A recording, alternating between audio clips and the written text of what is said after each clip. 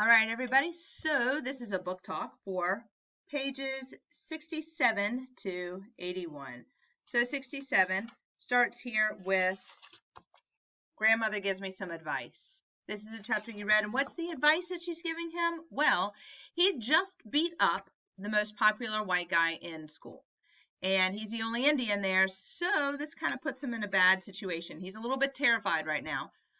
One, the fight didn't go the way he thought it would because he punched Roger and then Roger just walked away. So he's very confused by that. So he's at home now and he's like, oh my God, this guy's going to come back tomorrow and absolutely murder me. So this is what he's thinking about all night long. And he's wishing that Rowdy was still his friend because Rowdy just meant so much to him. And we've talked about this before, how much Rowdy meant to him. But he even says it would have been like King Kong battling Godzilla. This kind of lets us know how he views these guys, right? I mean, I don't know which one would be King Kong, which one would be Godzilla, but we've got Rowdy and we've got Roger, and they're two big forces of nature, right? And he just wishes that he could be like that because he's not. So he's talking to his grandma about it, and she's like, you know what? Maybe he didn't fight you back, and it's because he respects you. She says here that men and boys are like packs of wild dogs. This giant boy is the alpha male of the school, and you're the new dog, so he had to push you around a bit to see how tough you are. So that she's like, that's why he was calling you those names. That's why he was saying that stuff to you. This is to see how you would react, and you reacted right because you punched him, and so now he's going to respect you. I mean, this makes Rowdy feel good, gives him a little bit more self-worth. He starts to think a little bit more highly of himself, but he's not really sure. He's still a little bit scared. Next morning, he gets up to go to school. His parents don't have enough gas, so he's going to have to walk, take the long hike at dark 30, right? So he's leaving super early in the morning. As he's walking, he does come across Eugene, which is his dad's best friend. This picture is a little bit different from his other pictures. How is it different? Well, I feel like it's a little bit more realistic than his other pictures. His other pictures are cartoons. This one doesn't have that cartoon feel to it. Why do you think that is? You got to decide. Anyways, Eugene picks him up, takes him to school. He pulls up to school, and Eugene says something to him. He's like, it's at the bottom of 71. He says, hey, I think it's pretty cool that you're doing this, meaning going to this white school instead of on the reservation. So I think it's really cool that you're doing this. I could never do it. I'm a wuss. Well, this really helped him, boosted Arnold's self-image, right? His identity, because the way his family and society perceives him makes a difference in how he sees himself. It changes his identity. So remember, he felt so worthless before. This is kind of starting to boost him a little bit. His grandmother's thoughts about him too, saying that, you're the new dog in town, respect.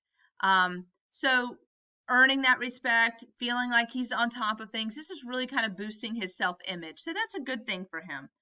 He even says, feeling almost human, I walked into the school. So now he not only does he feel better because of what Grandma and what Eugene said, but Roger walks up to him and is like, hey, that was a really cool motorcycle. So this kind of gave him like some coolness points, right? And he feels almost human. Penelope, of course, is still not talking to him. Then he kind of goes over Dawn. Dawn is a girl on the reservation who he loved, and he told Rowdy about it one day, and he cries about her. Oh, it's so sad.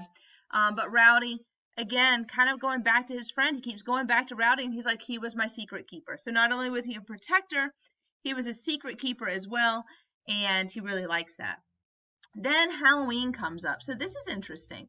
Penelope dresses up as a homeless person, and Arnold dresses up as a homeless person, which is difficult for him because his clothes aren't so great. They both show up. She is, of course, making this a political movement, and she is collecting money for homeless people. And Rowdy's like, you know what? I think I'll do that too. So again, he scores some points here, and he goes out and he does collect money. He gets about $10 from the reservation, which is wonderful. But then some people beat him up and they take his money. So they beat him up. Why do they beat him up?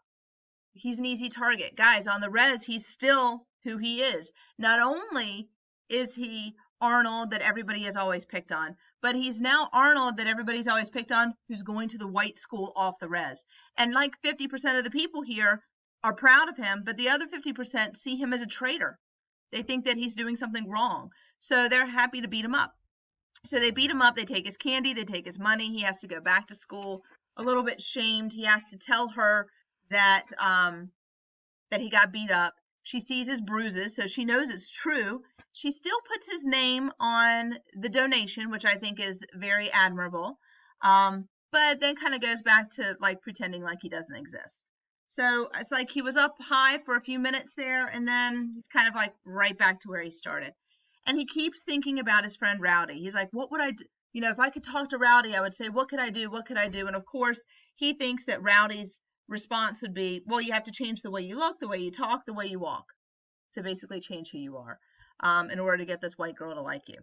I don't know if that's really what he would like to hear, but that's what he's thinking in his mind, and he really wishes he had his friend to talk to.